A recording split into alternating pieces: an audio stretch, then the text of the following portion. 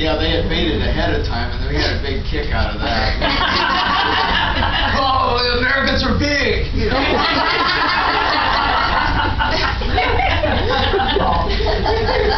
Yeah, I had a kick out of that. And they're also these. Some of these baskets. These are the ladies that made these baskets. Wow. This takes about a week or two to do, depending on how fast they go. You know, just give you the amount of time you can put into something like that. These are, again, this is a youth of that parish. This Pastor Lisa Peterson, she's in Northwest Ohio. She's retired actually now as a translator. A couple other people. But these are very, very energetic people. You want these people in your congregation. You know, they do.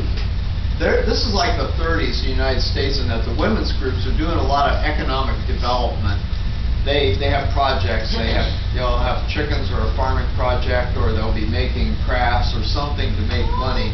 You know, something to build their community. And you know, we don't have to do that so much now, but that's where they are. And they ask us what our women do, and sometimes we shuffle around and, well, we don't have a welcome anymore, but you know, they're pretty busy. They do a lot of stuff. But they're very, very energetic people. One place that we go to is really, really out there. It's a place called Rofati.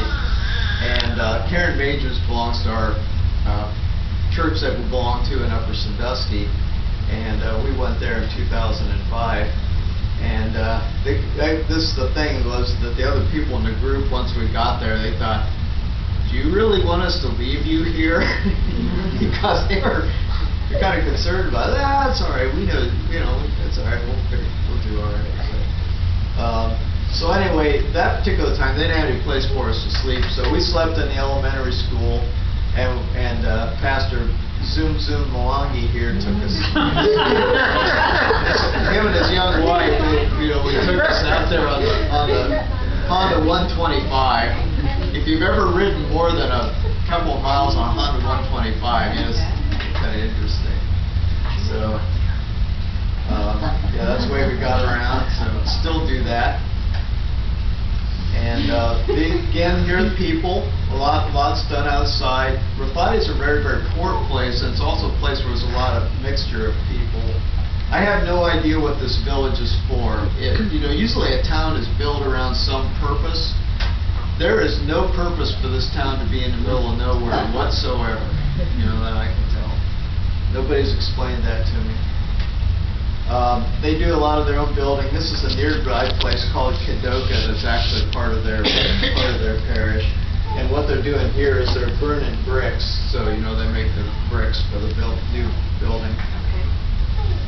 This is their existing church building in that village. That's kind of a struggling little parish. We can relate to that. A lot of it takes a beating. That's a lot, This is a pastor in Rofati. Salingo is his name, and his kids are getting bigger now. This is kind of a PK. I mean, what I mean? The kid that's in charge of everything, got the best shoes, Yeah. This is the rest of the parish. These are Maasai people. That's matter of fact, a lot of these women are among the. Well, I think he's down to 11 now, but the 11 wives of a Maasai guy. They gave him the land for the place. And the deal there with the Lutheran churches is that with Maasai, the first generation, you don't have to give up your wives. But after that, you're supposed to be one man and one woman. Now, that's not working out perfectly. You know how culture is very powerful, culture is very powerful, and the old ways of doing things just keep on going. Talking about putting a new church building up, which they did do. Here's some more of the people. Everybody has a lot of laughing and joking going on. I don't understand much Swahili, but when we manage to communicate, we get along pretty good. Yeah, I was here last year actually, and stopped and visited some. We went 29 kilometers on this old, little Honda right here. And at the end of it, I said, on the way back at one point, that was one of the few times when I said, God, just take me now. My back hurts so bad. You know, there were 3 of us riding on that thing. They're baptizing the baby, or baptizing a small child here. This is a little. Everything's kind of brown and washed out. But this is their women's project. They built this chicken house, and selling chickens is a pretty good deal, and eggs. And you know, it's meat. It's a form of meat and protein that you can grow in a land like this quite well, because chickens just run around and eat stuff, and do pretty good. Pastor Salingo, this is a different kind of ministry model than you might have, Pastor, in the sense that he helps out by taking the water jugs and going a mile into town to get the water. But one thing he does while he's there, he puts his jugs down in his line.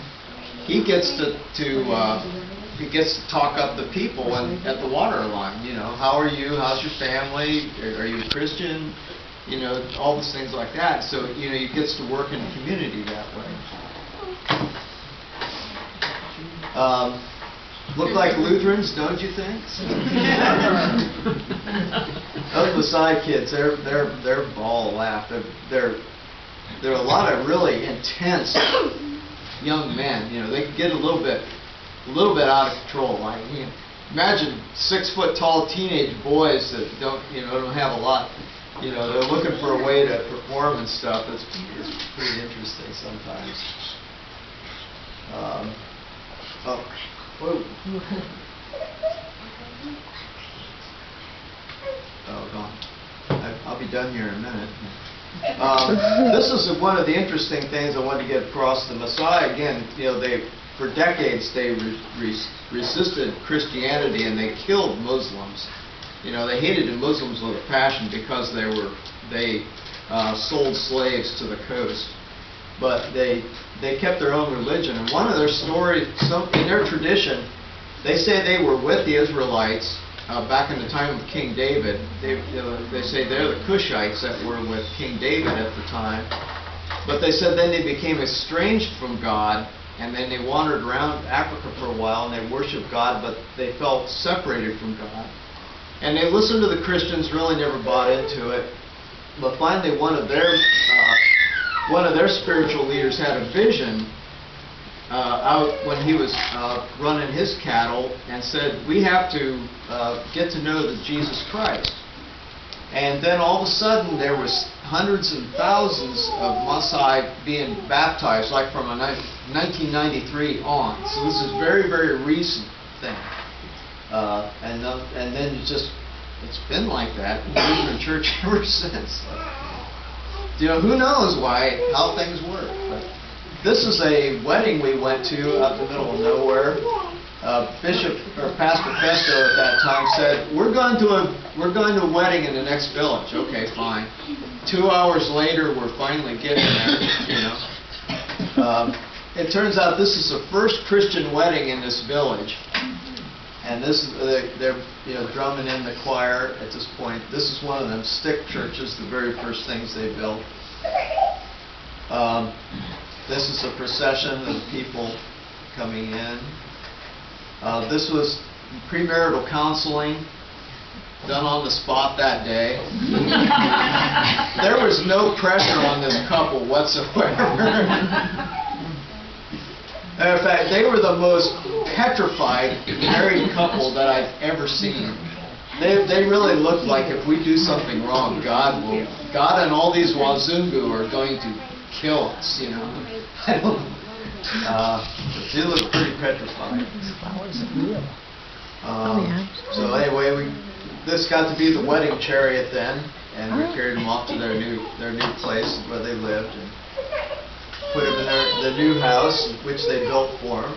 And so that's they're going to remember that for a long time, the Wazungu wedding. You know, Wazungu are people like us, you know, Westerners and Americans and stuff. They just give you an idea of planning a church. This is the sequence for it. These are the bricks these guys made. First thing you do is, there's a mother church, like say Quagga Parish itself, literally only 30